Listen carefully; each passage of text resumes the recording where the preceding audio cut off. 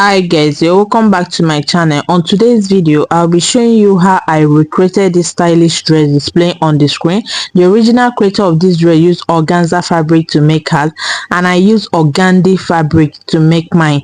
If you want yours to be transparent like the one on the thumbnail, you can use organza fabric. Please make sure you watch till the end so that you won't miss out on any important tips. If this is your first time seeing my video, you're welcome. Please make sure you subscribe to my channel if you find my video helpful. Okay, I'll be marking on my pattern paper because the chalk I have here is not visible on my fabric. If you're making the dress for yourself, you don't need to waste your paper. Just mark directly on your fabric, and please make sure you put your fabric on fold before you start marking. My pattern paper is on a single piece. I did not put it on fold, so I have marked out my vertical line from my shoulder to my chest line, which is 9 inches, my shoulder to my waistline, which is 17 inches, and from my shoulder to the full length, which is 24 inches.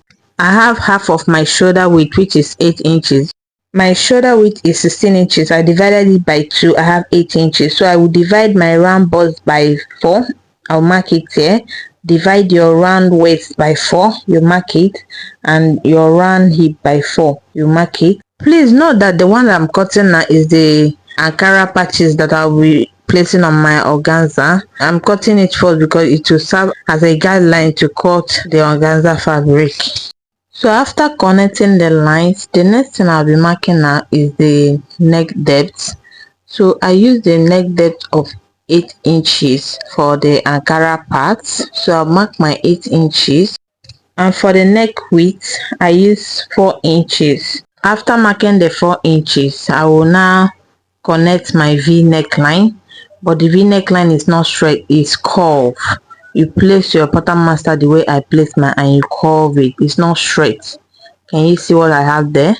So after that, I will come down by 1 inch for the shoulder slant. I'm drafting the front part first. After slanting the shoulder, the next thing I'll be marking now is the length of the strap. So I mark 8.5 inches for that. This is my 8.5 inches. I'll make a straight line to indicate it. So after that, I will come in by 3 inches for the width. That's how wide I want the strap to be. So I'll connect it to the 8.5 inches. As you can see, the line is straight. You make sure that the line is straight, so you connect it the way you see me doing. From this line, I will draw the shape that I want. Before I draw it, let me just measure where I want the shape to stop. So I will measure from my shoulder to my waistline, or 1 inch above my waistline. Let me just make it 16 inches. I will confirm my 16 inches. If you like, you can make it to stop at your waistline. Please, you ignore this straight line that I mark here. I want to come down a little bit, so you slant it down the way you see me doing. Can you see how I curve it? I came out by 1 inch from my body measurement. I curve it to meet these 16 inches I came down from my waistline. From the folded edge, I mark 2.5 inches. That's how wide I want the center front to be. So I mark my 2.5 inches. I will connect it this way, the way you see me doing. So from this 2.5 inches, I will mark a straight line down to the hem. I'll use my ruler now to connect a straight line. So on the hem, I will curve it. I don't want to have a sharp point there, so you curve it the way I curve mine. So I'm just trying to highlight it so that you understand what I did. Can you see? So the next thing now is to cut it out.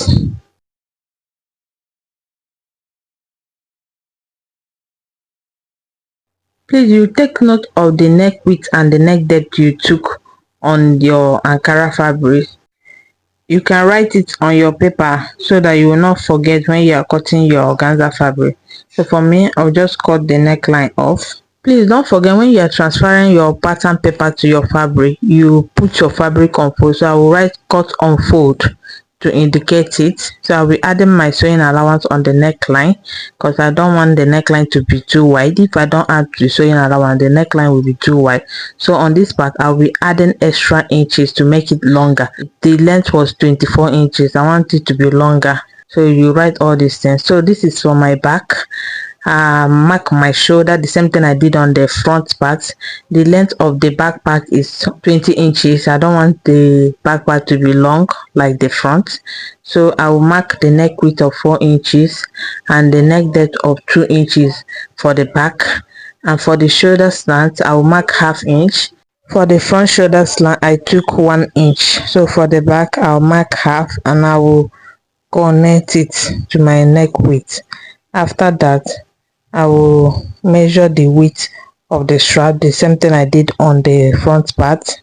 I have 3 inches. I'll mark it, and from there I'll just make the curve that I want. You can just be creative with it. Anything you like and use at your back. So I'll just mark it the way you see me doing. After marking the shape that I want, I'll go ahead and cut it out. If you find my tutorial helpful, please do not forget to subscribe to my channel if you have not subscribed. So for the width, I want to use 3 inches. So I will reduce what I have here. I have 4 initially, so I reduce it to 3 inches. I will trim it out. After cutting it out, I'll also write cut on fold. So the next thing is to transfer it to my fabric. I'll put my fabric on fold the way you see me doing, and I will place my front part on it. Please make sure you use your office pin to hold it down so that it won't be moving around. So after that, I'll be adding my ½ inch on the neckline. After adding on the neckline, I'll add on the side ½ inch this way.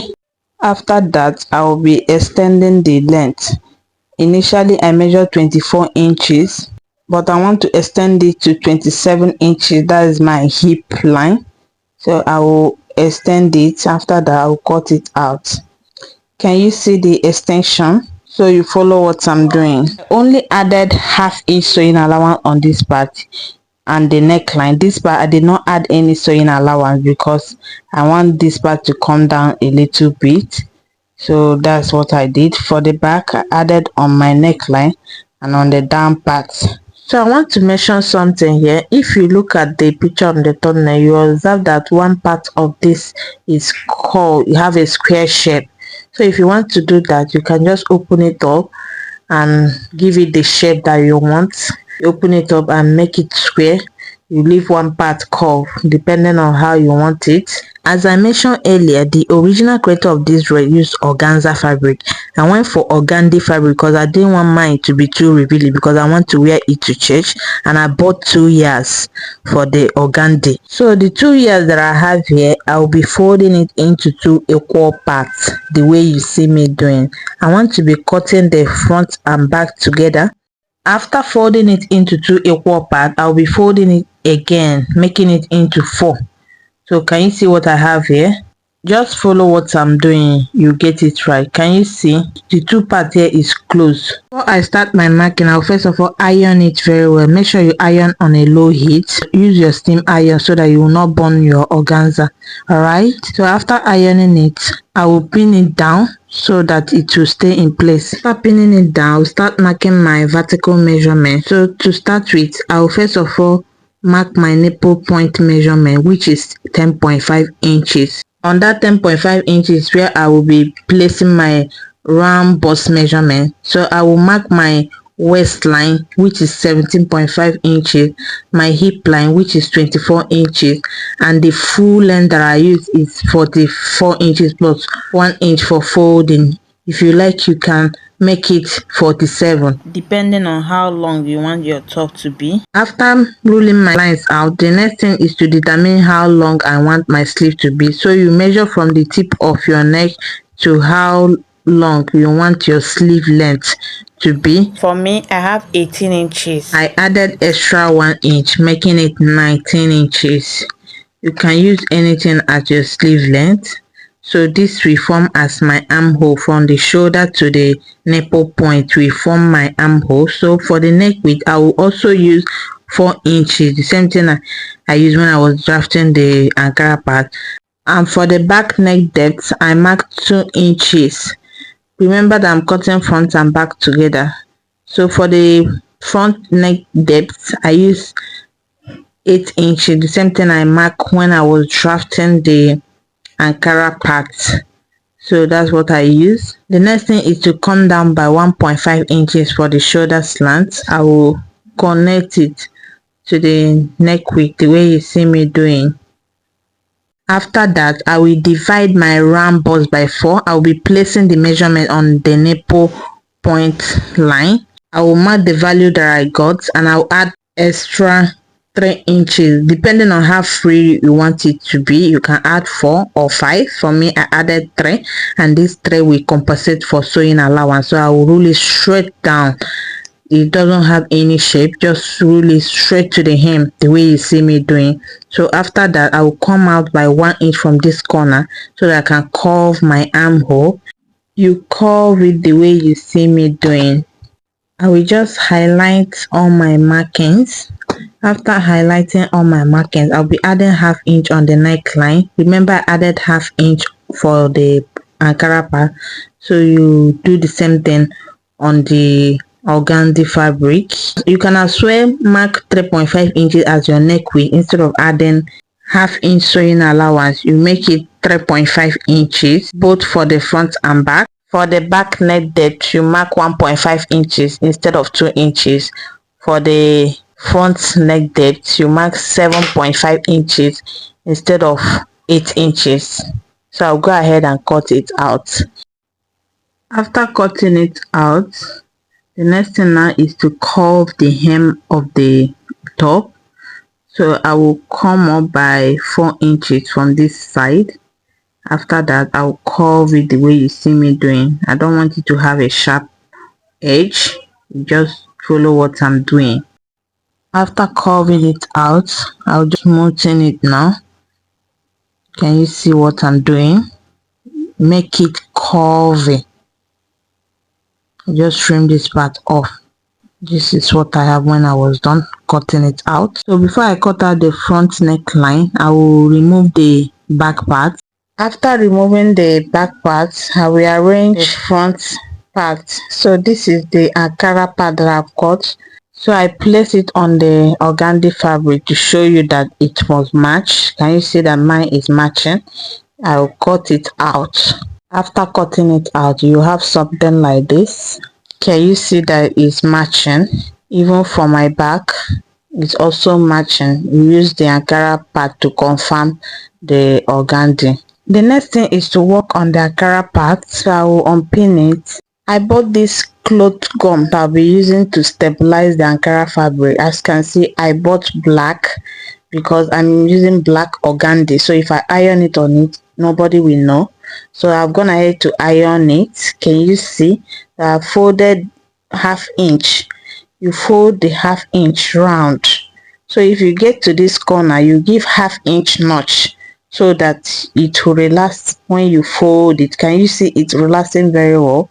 You iron it very well so that it will lay flat. Can you see that this part is also relaxing very well?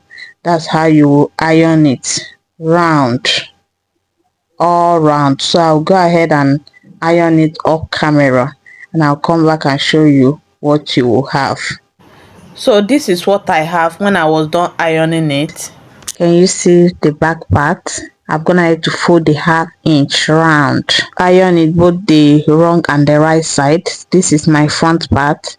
Can you see this corner? I make sure it's relaxing very well. So the next thing now is to sew it on my organza fabric. So I determine the wrong side of the organza. I mark on it so that I will not get confused. You iron the center line. After that, you place it on the wrong side. I'll use my pin to pin it down. After pinning it round, I'll go and sew with ½ inch. So like this. I'll also do the same thing on the front part. After placing the Ankara, you sew like this. I'll sew it and come back and show you. This is what I have when I was done. I will notch the back part. After notching it, I will turn it to the right side the way you see me doing. I will iron it properly. Make sure you arrange it very well. After arranging it, you give it a good ironing. This is my front part. I will remove my pins. After removing the pins, I will notch it on the middle part, that's the V point. You trim off the excess notches so that when you turn it, it will relax very well. So can you see mine is relaxing very well? Before I sew it down, I'll use my hemming gum to iron on it so that it can stay in place. I inserted my hemming gum inside the way you see me doing. I will iron it properly. I also insert my hemming gum under this part. If you don't have hemming gum, you can use your pin to hold it round before sewing it. So I'll go to my sewing machine and sew it round at the edge. So this is what I have when I was done sewing it. Can you see it's looking very neat? I don't have any folding. That's one good thing about pinning it down or using hemming gum to hold it before sewing it down. So I got this strap of fabric that I'll be using to, the width is 2.5 inches and the length is what I have here. So I will sew it from the wrong side. After sewing, I'll turn it to the right side. So I have 2 for the back and 2 for the front. So this is what I have when I was done sewing it. I sew from the wrong side, so I will turn it like this, ½ inch, and I'll fold it like this, and I'll top stitch on the sleeve. Just use it as a turn up, the way you normally turn your bubu gown. This is very simple. So after that, this is what you have. This is how this side looked like when I was done sewing this part. So I've done sewing it for the front and back. The next thing is to join the front and back together. You place it right side to right side. You sew the shoulder first and you use 1 inch to close the side.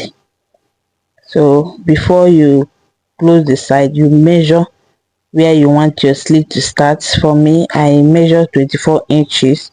That's where my slit will start. So I will do this for the side. I will do the same thing for the other side.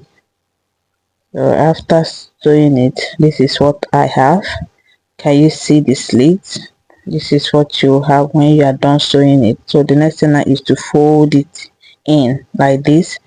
Just take your time and fold it. First fold, you fold it again. You can iron it down before stitch on it. Take your time and do this. If you get to this corner, you fold it in. You can also use bias to pipe it if you can't fold it. This is what I have when I was done folding it. You can stitch it down here. It's looking very neat. After that, you can go ahead and weave it round, weave it to achieve a neat finishing. As you can see, I wore my singlet before putting it on. I don't want any part of my body to be revealing. So can you see the finished look? Make sure you subscribe to my channel if you have not subscribed. Thanks for watching. Bye.